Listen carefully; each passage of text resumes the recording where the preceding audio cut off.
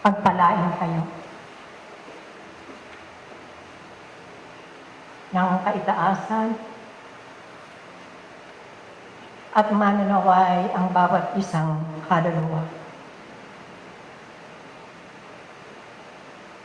ay maunawaan ang mga pangungusap sa pagkilala ng inyong mga sarili at kapayapaan lagi na.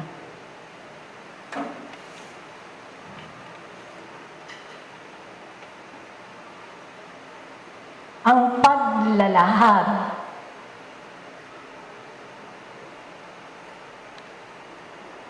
na paulit-ulit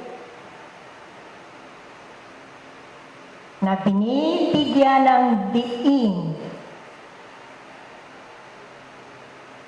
sa pamamagitan ng definisyon, kahulugan, at mga sanhi kung bakit kayo ay natatagpuan ng sarili na paulit-ulit na umaamot ng habag sa kahayagan ng pag-ibig ng Ama na mabigsan ang kirot na nararamdaman na tila wiling-wili ang mga kirot na ito na salantain ang inyong pananampalataya sa kapangyarihan ng Ama na bakit hindi maibsan ang kirot na yan ganung kinakalala mo naman ang kapangyarihan ng Ama na kung inyong nauunawaan ang bawat pangusap sa aral para sa may sakit sa kabuuan. Ang hinahanap ninyong kagalingan ay pagkilala sa sarili. Sa maikling salita, pagpapagaling sa sarili, self-healing sa technical na salita. Na kung kayo ay taimtim na nakikinig sa bawat pangusap, sa butil ng rosaryo na dinadalit-dalit sa inyo, ang dahilan kung bakit kayo ay nakakaramdam ng kirot na kahit sa tulong ng medikong tao at katuwang ang paghingi nyo sa lihim ng fluido na kailangang matanggap ng inyong katawan ay bakit? Napaulit-ulit na tila ba nakakatuwa na naging isang laruan na lamang na hindi tumatalak at nagkakaroon ng katuparan na sa pag-upo mo lamang sa lunduyang yan. Sa una, ikalawa, ikatlong pakikipagdaupan ng lakas na lihim humihingi ka ng basbas, ng kagalingan, ay tila sa isang kisak mata ito ay muling nagbabalik? Nagkaroon ka ba ng pakikipag-ugnayan sa iyong ako na binigyan ng diin na kung bakit ka may karamdaman ay ang mali? Inuulit ko, maling gawain ng tunay na ako, di iba ang iyong espiritu. Sa iyong pakikipag-ugnayan at paghingi ng awa at pagtatanong, sa panahon na sumasalakay ang hindi matingin ka ng mga hapdi at kirot sa pagsalakay ng virus, ng bakterya na naging sanhi ng iyong karamdaman. Ano ang iyong naging pananggalang? Lalo at tumanggap ka ng basbas wika ninyo na ibinantay sa pangunahing lagusan ng iyong pakikipag-ugnayan na karapat-dapat na matanggap mo sa titig lamang, sa tinig lamang, sa init lamang ng kabuuan ng bawat isang kaluluwang bumubuo upang muling mahayag ang gawain ito ay umalis, sumalipaw-paw, sumuko, at nanggangalit na virus na yan ang bakterya na sumisira sa gapila ng iyong katawang lamang at nagpapawala ng kapanatagan at unti-unting paghulagpos ng mahigpit na tali ng pananampalataya sa pagkilala sa kanyang katarungan.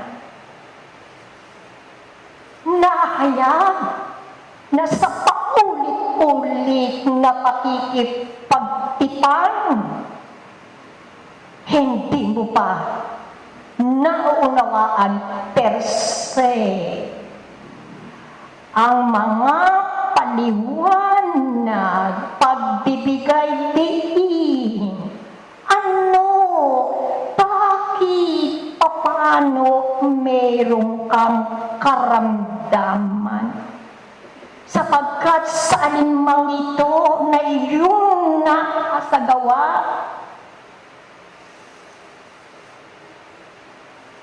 sa isang mata ay mararamdaman mo ang kaluwalhatian na hindi ka pinababayaan ng Ama sapagkat ikaw ay karapat-dapat sa kanyang kadakilaan. Tinigan ng diin sa kabuuan ng paglalakad sa aral sa mga may sakit. Ano ang kabuuang isinasadiwa nito sa bawat isa? Pagkilala sa sarili. Hindi nyo pakilala ang inyong mga sarili. Pisikalmente, sa daigdigang lupa, hindi ito ang pagkilala sa sarili. Sapagkat sa paaralan ng palakama ng buhay, ang pagkilala sa sarili ang unang salik. Gampanan mo ang iyong tungkulin. Anong tungkulin? Hindi sa aspeto na hinihingi sa pamamahala. Hindi sa perspektiba politika, ekonomiya, sosyal. Ngunit ang pagkilala sa sarili ay una at higit mong malaman ang iyong tungkulin bilang isang nilikha ng Diyos. Ano ang abakada, matematika, na nakakaligtaan yung katotohanan na marami kayong nilalabag? Hindi pa ninyo na pagdudugtong ang makakabilang dulo ng mga tungkulin. Hindi ang mga tungkulin ginagampanan ninyo kung sino man kayo sa samahan ng inyong paaralan. Hindi ang tungkulin bilang magulang, bilang kapatid, bilang papa. Ngunit sa kabuuan, ano ang tungkulin ng bigat na hindi pa ninyo napapanagumpayan? Sapagkat hindi pa ninyo napapadalisay at nalilinis ang inyong pag-iisip, damdamin at kalooban. Wala kayong kapanatagan. Wala kayong kasiyahan. Mapanghusga. Mapagsamantala. Nang iniwawagay-bay ang unat higit sa lahat ay ang kapakanan ninyong ako. Walang magulang. Walang anak. Walang sinuman. Sa panahon nang kailangan mong ganapin ang tungkulin, hindi lamang sa iyong sarili, kundi ang tungkulin dadalhin mo sa paglinang, paglilinis, at pagdalisay ng iyong mga kaangkinang pangkabatlayaan. Kaya ang pagkilala sa sarili ay ang pagdadalisay na sinasabing naalaya ka na sa kamangmangan. Ngunit bakit kinatitisurang ka pa rin? Hindi mo pa rin madama ang tunay na tungkulin hinahanap ng iyong kapwa. Hindi mo pa rin nalilinis ang tibukin ng iyong damdamin sapagkat ang iniisip mo ay ang kapakanan ng ako. Kaya ano ang inyong nahahapit sa kasalukuyang ito? Damahin ninyo.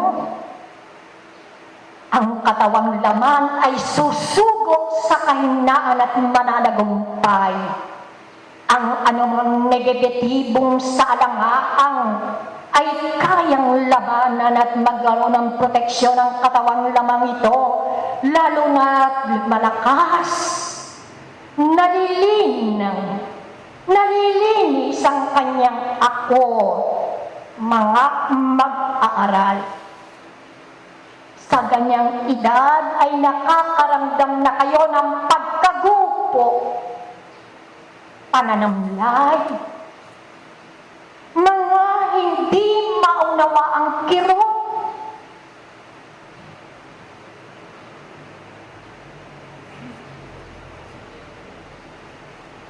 nang ang paalala,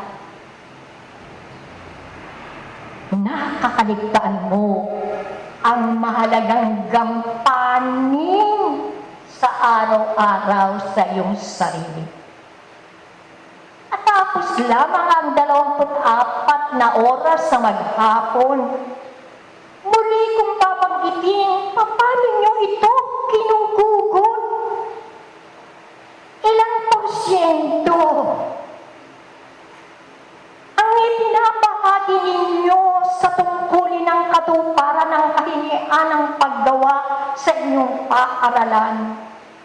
Tungkulin ba ang gugulin ang mga matapos at magampanan ng mga gawaing bahay? Ang tungkulin sa iyong mga kahinloob? Ngunit hubad at kayo ang nakababati na pagdating ng panahon, nasaan ang mga kaluluwang niyan? Ano ang inyong itinanim ng malalim sa kanilang kaluluwa na hindi ninyo maramdaman ang yaman ng katotohanan ng pagpapahalaga at ng inyong kaugnayan sa panahong ginugol na kailangan ng inyong kalinga? Diyan din ang sukatan na nagampanan nyo ba ang tungkulin hindi lamang sa pisikal, kundi lalong higit sa espiritual? Nasaan? Bakit? Ano ang iyong naging pagkukulang? Diyan na ngayon, umiikot ang mekanismo ng pagtatalo-sira sa mga gampanin ng pagkilala at paglilinis pagtatalim. Mga mag-aral, ang karamdaman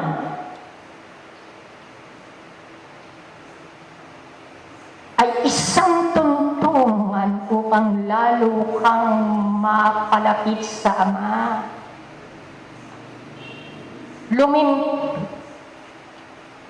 Hanapin at muling balikan ang maraming pagtatayo, sira,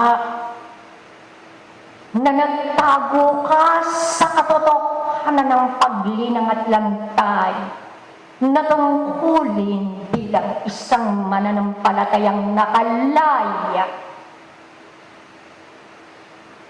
sa tali na mahigpit na hinihila ka sa kailaliman ng lupa.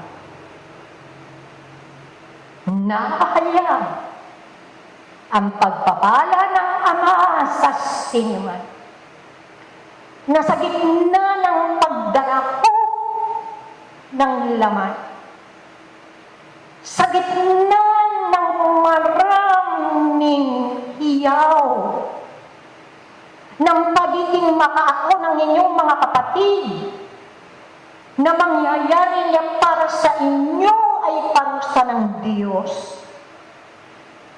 Ngunit kayong nakababati, ang mga pangyayaring yan ay ang esensya ng katotohanang ipinakikilala sa inyo ng Ama na ikaw ay nakalilimot. Hindi lamang sa iyong sariling katawang laman, iikot ang tungkulin kahingian sa pananampalataya. At ang tatlong salik na nabanggit ay unti-unti ninyong naunawaan at naisasagawa. Hindi na kayo magiging isang musmus na paulit-ulit na aamot ng habag at ng haplos ng pagmamahal upang maibsan ang kirot ng inyong laman. Binigyan ng diin sa pahayag ng inyong direktor ang sakit, karamdaman, ang kawalang kapanatagan at kaguluhan ng kaisipan ay bunga ng maling gawain ng tunay na ako, at yan ang inyong espiritu. Papatuloy tayo ng gawain sa iba pa.